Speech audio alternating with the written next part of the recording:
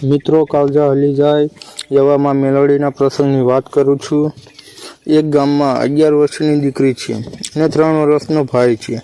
આ બે નાના નાના ફૂલ જેવા બાળકોને તેમના મા બાપ મેકીને મૃત્યુ પામે છે અને એના મા બાપના 4-5 ઘેટા બકરા હતા। એ દીકરી આ ઘેટા બકરા ચલાવીને પોતાનું ગુજરાન ચલાવે છે અને સીમમાં નાનકડી એક બોયડી છે અને બોયડી નીચે એક નાનકડા સિંદૂર ચોડેલા પથ્થરની મૂર્તિ છે। આ 11 વર્ષની દીકરી રોજ ઘેટા બકરા ચરાવવા આવે એટલે બોયડીના છાંયડે તેના નાનકડા ભાઈનું ઘોડિયું બાંધી અને રમાડે અને ઘેટા બકરા ચરાવે।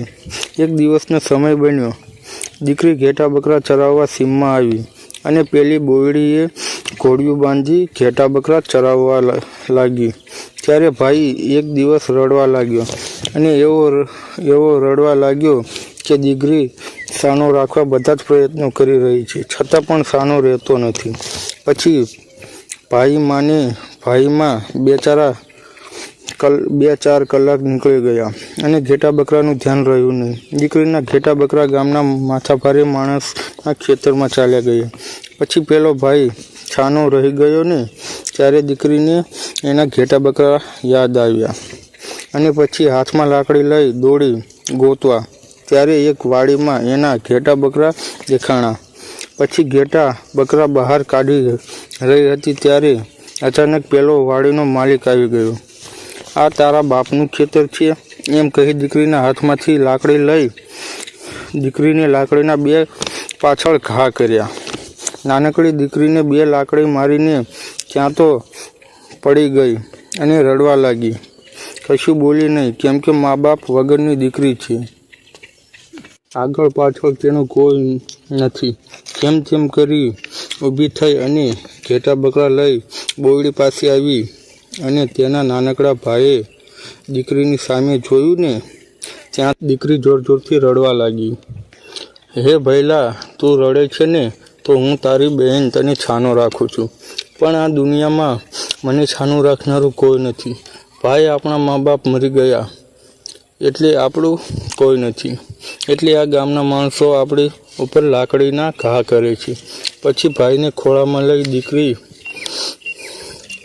મનમાં એક વર્તો આવે છે કે આજે અમારા માવતર અમને એકલા મૂકી જતા રહ્યા, પણ મારા બાપના ઘરમાં કોઈ દેવ કે ધર્મ પડ્યું નહીં હોય એમ વિચારી અને દીકરીની નજર ઓલા પથ્થર પર પડી ને એટલે 2 હાથ લાંબા કરી અને એટલું બોલી કે હે માં, તું જે દેવી હોય ને તો તને કહું છું, આજે મારા પર ઓલા જમીનદારે લાકડીઓના ઘા કર્યા ત્યારે તું એ બેઠી બેઠી હસતી હશે કે હે માં, આજે 11 વર્ષની દીકરી એવી લાકડીઓના ઘા સહન કરે છે।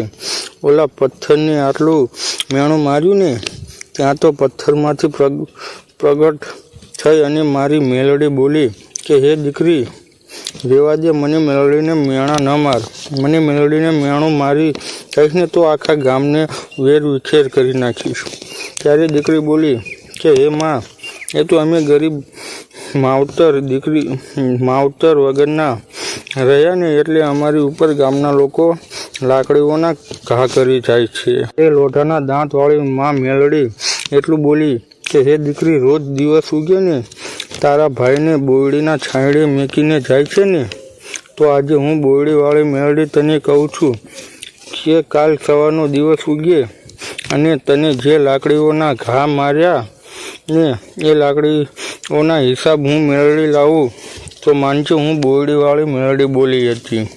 પછી રાત પડી અને બીજો દિવસ ઉગ્યો અને ત્યાં તો જમીનદારના ઘરે પોતાના એકના એક દીકરાની વહુ ઢૂંઢવા લાગી અને બોલી કે હું બોયડીવાળી મેળડી મારી દીકરીનો હિસાબ લેવા આવી છું બાપ, કારણ કે વગર વાંકે તે ના સમજણ દીકરીના માથે લાકડીના ઘા કર્યા ને એ હિસાબ લેવા હું મેળડી આવી છું। હે જમીનદાર, મારી દીકરીના પગમાં પડીને માફી માંગ અને આ જગતમાં જો મારી મેળડીના બની ગયેલા હોય ને એને જો કોઈ સતાવે ને તો સવા વેદની નાગણી બની અને ડંખી જાઉં તો હું બોરડીવાળી મેલડીના કહેવાઉં. પછી મેલડી બોલી, એ દીકરી, તું દુનિયામાં જીવે ને ત્યાં સુધી જો તને કોઈ વગર વાંકે અડે કે તને છંછેરે ને તો મને મેલડીને યાદ કરજે. તને સામી આંગળી કરવાવાળાની આંગળી ચાવીને ખાઈ ના જાવ તો માનજે કે તારી મેલડી બોલતી હતી. મેલડી મને પારકા ગામના હિમાડે લઈ જઈ બનશે.